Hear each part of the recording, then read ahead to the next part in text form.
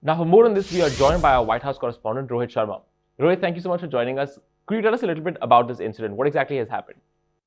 Well, can you believe it? We're only 11 days away from the US presidential election.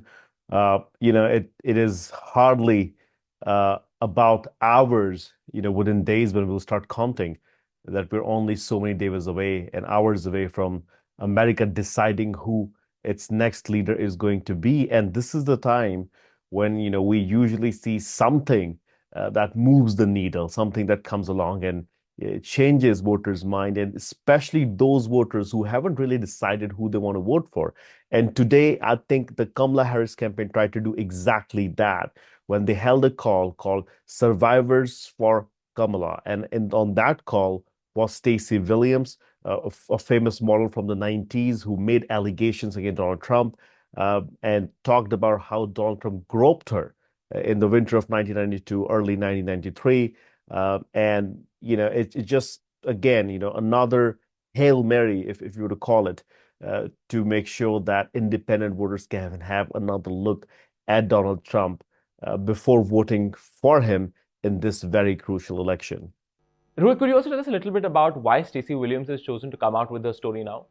Well, look, Donald Trump has courted a lot of controversies, especially when it comes to women. He has been convicted in the Jean Carroll case already in New York.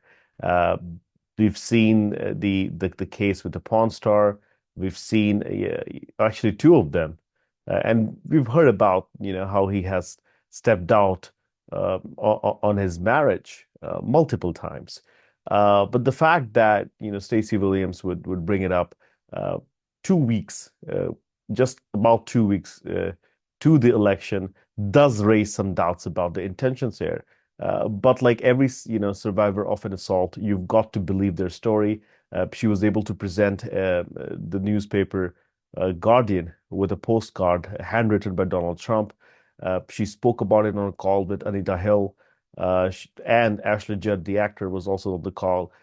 So look, it is a reminder from Kamala Harris and the campaign that America has a choice, and to appeal to women voters, independent voters, and voters who probably still think that a candidate's more moral thoughts and actions do matter when it comes to uh, being seen as the president of the United States.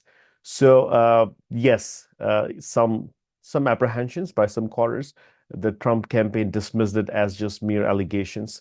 And at the CNN town hall, when people talked about some of the things that are being discussed, I know in 2016 some of these talks were dismissed as locker room boy chat or something that people chat in the locker room, and whatnot. This time around, there's a new term that's come. It's called the high school rumors. So I think there is some sense of why now, but it is a very compelling story, and I think voters deserve to know. It doesn't matter what time, and I think the Harris campaign made sure that they were able to bring this or reveal this closer to the election to convince the voters. And finally, Rohit, we're just a couple of weeks away from the presidential election. Could this be the dreaded October surprise for the Trump campaign? It could very well be. There is another story doing rounds, unconfirmed reports about Donald Trump and a video of Donald Trump. Now, again, this is unconfirmed. We cannot confirm this, but media in the US has been buzzing with the story that's been pitched to multiple news outlets about Donald Trump groping another young woman and a girl of a major donor to his campaign. Um, Nobody's put out the story yet. It could very well be, an October surprise. We do not know. But as of now, as of today, Donald Trump has solidified his base. He's gained a lot of ground. So for Kamala Harris to make a comeback into this race, she needs a moment, and it doesn't need to really be coming from a mishap at the Trump's behest or Trump campaign's missteps. It could be something that she needs, and she probably could bring something from her own campaign I remember in 2019 when she was on a debate stage and she talked about busing.